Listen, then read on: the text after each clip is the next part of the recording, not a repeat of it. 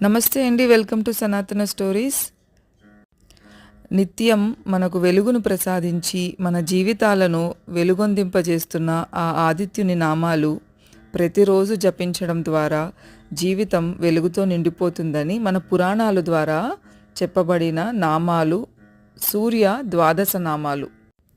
ఓం మిత్రాయ నమః, ఓం రవయే నమః, ఓం సూర్యాయ నమః, ఓం భానువే నమః, ఓం ఖగాయ నమః, ఓం పూష్ణే నమః, ఓం హిరణ్యగర్భాయ నమః, ఓం మరీచయే నమః, ఓం ఆదిత్యాయ నమః, ఓం సవిత్రే నమః, ఓం ఆర్కాయ నమః, ఓం భాస్కరాయ నమః.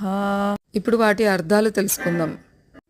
అందరికీ మిత్రుడైన దేవునికి నమస్కారం. ప్రపంచానికి కాంతిని ప్రసాదించే దేవునికి, స్వయంగా ప్రకాశించే దేవునికి, భాషించడం ద్వారా లోకాన్ని జ్వలింపజేసే దేవునికి, ఆకాశంలో తిరిగే దేవునికి, సమస్త జీవరాశిని పోషించే దేవునికి, బంగారంలా తేజస్సుతో ప్రకాశించే ఆ దేవునికి, మృత్యులోకానికి జీవప్రదాత అయిన ఆ దేవునికి, ఆదితిదేవి పుత్రుడైన ఆ దేవునికి, సృష్టిని తేజస్సుతో నింపే దేవునికి, యజ్ఞత్ కర్మలకు అర్హుడైన దేవునికి, జస్సుతో ప్రకాశించే లోకాలను వెలుగునివ్వు దేవునికి నమస్కారం.